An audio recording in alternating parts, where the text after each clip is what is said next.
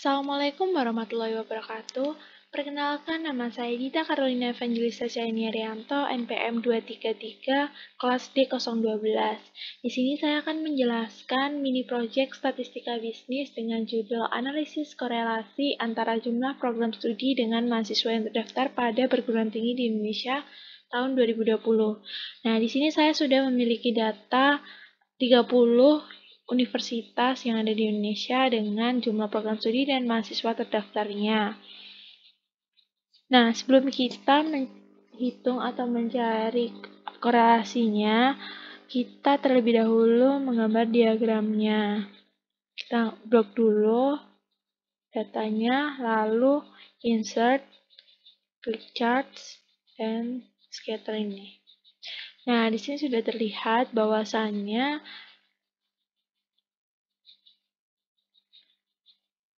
hasil dari korelasi nantinya akan bernilai positif karena di sini datanya terletak pada kanan dan lebih dari 0, maka hasilnya positif.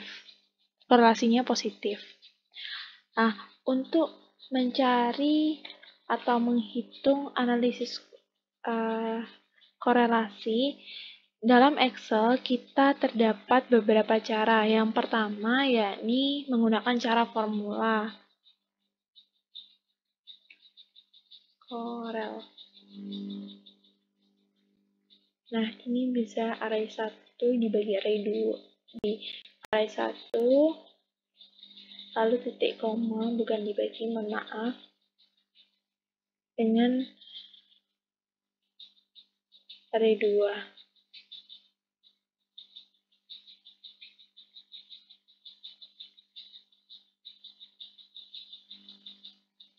Kurung enter.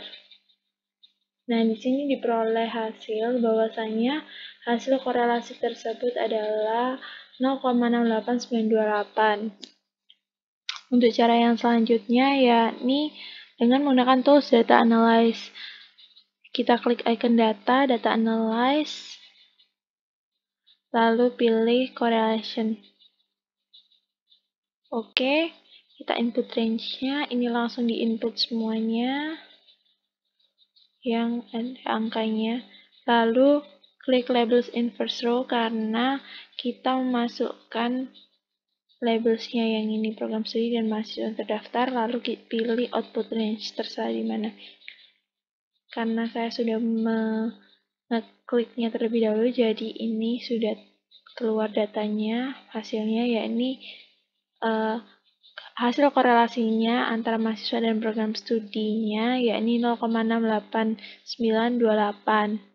Lalu kalau program studi dengan program studi yakni 1 karena korelasinya bersifat sempurna.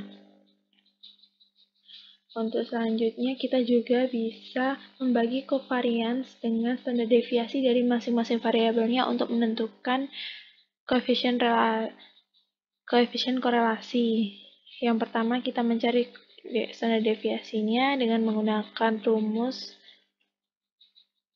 STD yang sampel.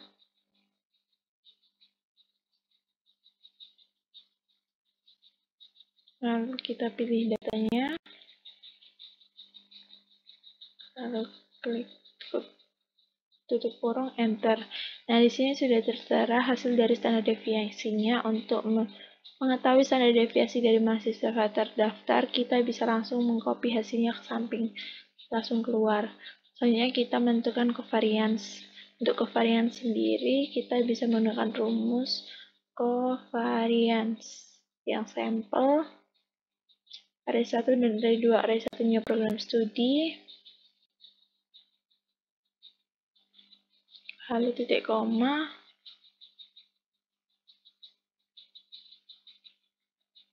mahasiswa terdaftar ini array 2-nya. Tutup kurung, lalu enter. Nah, sudah keluar. Dari hasil standar deviasi dan covariance, kita dapat memasukkan dalam hasil korelasinya, koefisien korelasinya, yakni dengan rumus sama dengan hasil dari covariance dibagi dengan standar deviasi masing-masing. Tutup kurung, enter. Nah, hasilnya juga sama, korelasinya yakni 0,68928.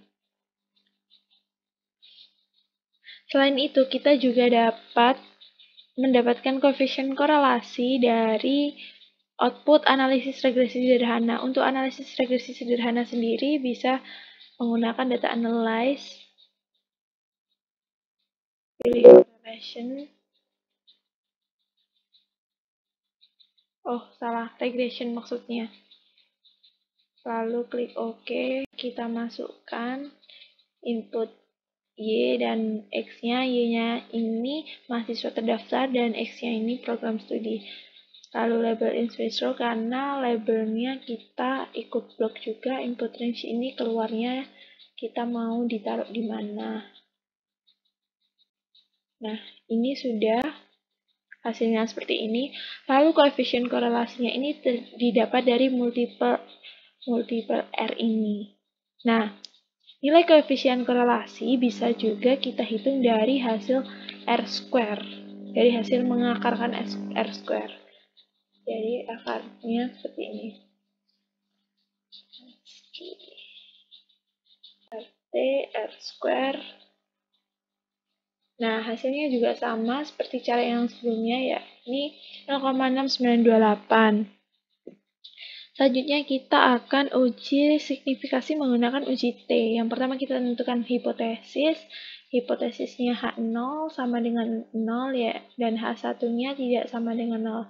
Kita menentukan T hitungnya yang dari rumus R akar N-2 per 1 min R kuadrat. Nah, di sini diperoleh hasil ini rumusnya. Dan ini hasilnya 3,61627. Lalu kita menentukan T-tabel. T-tabelnya dengan rumus T inverse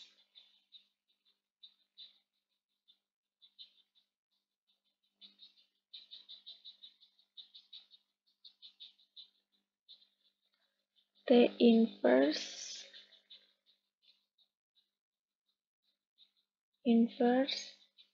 2 tile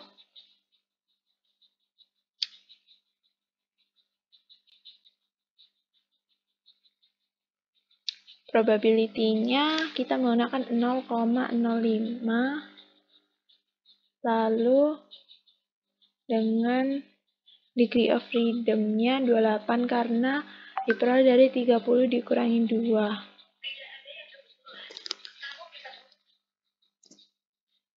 Yakni 28. Lalu klik enter.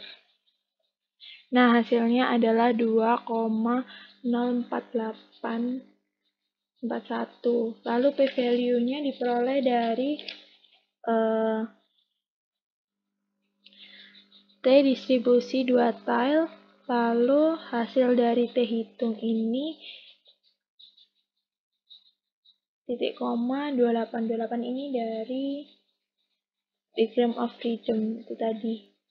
Nah, dari T hitung, T-tabel, dan P-value ditemukan kesimpulan yakni H0 ditolak, sehingga terdapat hubungan yang signifikan antara jumlah program studi dengan mahasiswa yang terdaftar pada perguruan tinggi di Indonesia pada tahun 2020.